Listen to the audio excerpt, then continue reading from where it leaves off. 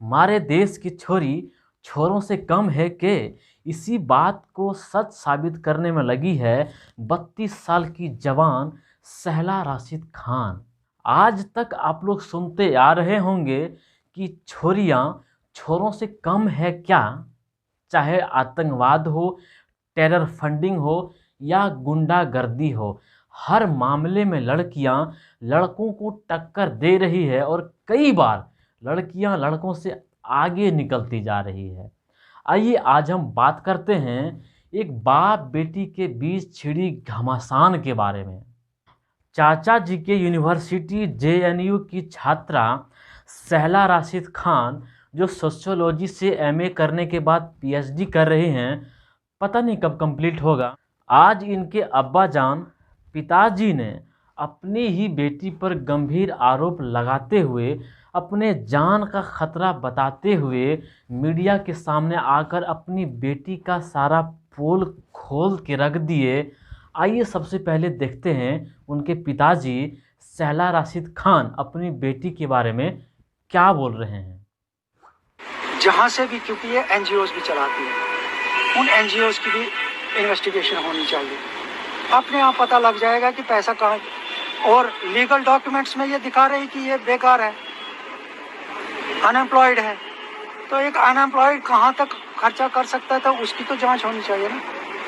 अपने आप सबको पता लग जाएगा कि फंडिंग कहाँ से आ रही है, क्यों आ रही है और किसके लिए आ रही है। इन्होंने मुझे धमकी दे दी ना, अब के बार धमकी दे दी, इसीलिए मैं भागा भागा जम्मू आया। अब्दुल राशिद भाई का कहना बिल्कुल सही है, बिल्कुल जायज़ है कि सहला राशिद अभी बेरोज़गार है, लेकिन फिर भी उसके अकाउंट से करोड़ों का लेन देन, करोड़ों का ट्रांजैक्शन कहाँ और कैसे हो रहा है, यह एक जांच का विषय है और इस पे जांच होनी चाहिए।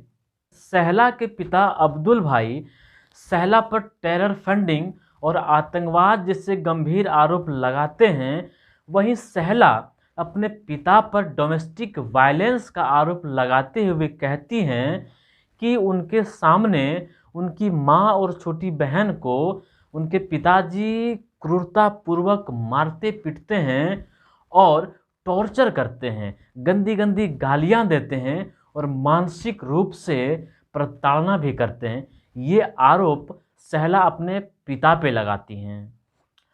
आरोप प्रत्यारोप एक दूसरे पर दोनों लगा रहे हैं, लेकिन यह मामला शुरू कहां से हुआ, आइए जानते हैं। सहला राशिद श्रीनगर में पैदा हुई और शुरुआती एजुकेशन श्रीनगर से ही कंप्यूटर इंजीनियरिंग में करने के बाद जेएनयू आ गई और 2016 में देशद्रोही कन्हैया कुमार और उमर खालिद की रिहाई के लिए नारा बुलंद करने वाली सहला पहली बार नेशनल टाइमलाइन में आई। इससे पहले जम्मू कश्मीर में मुस्लिम महिलाओं के द्वारा बनाया गया एक बैंड, जिस बैंड के महिलाओं को ऑनलाइन सेक्सुअली हैरेसमेंट किया जाता था, उस मुद्दे पर सहला ने काबिल तारीफ काम की और तमाम मुस्लिम महिलाओं को उसके न्याय दिलवाने का काम की थी। फिर 2019 में देहरादून के एक हॉस्टल में छात्राओं के साथ हो रहे नाजायज़ एक्टिविटी को बंद करवाने के लिए मुस्लिम से भीड़ गई थी। उस बार भी सहला पूरे नॉर्थ इंडिया में बहुत टाइमलाइन बटोरी थी, लेकिन 2017 में Jammu Kashmir people's movement political party को ज्वाइन करने के बाद यह इस्लामिक कट्टरपंथियों के प्रभाव में आ गई।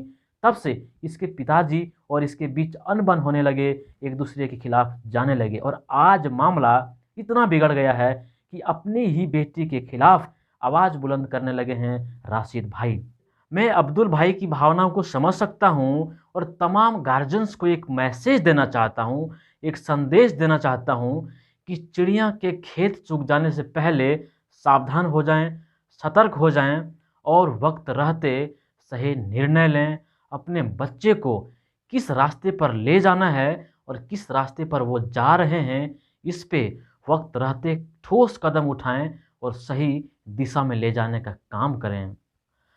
आशा करता हूं आप लोगों तक सही, सटीक और पारदर्शी बात पहुंचाने में सफल हुआ होऊंगा। अगर वीडियो अच्छा लगा हो तो लाइक कीजिए, दोस्तों के साथ शेयर कीजिए और कमेंट सेक्शन में जय हिंद लिखिए।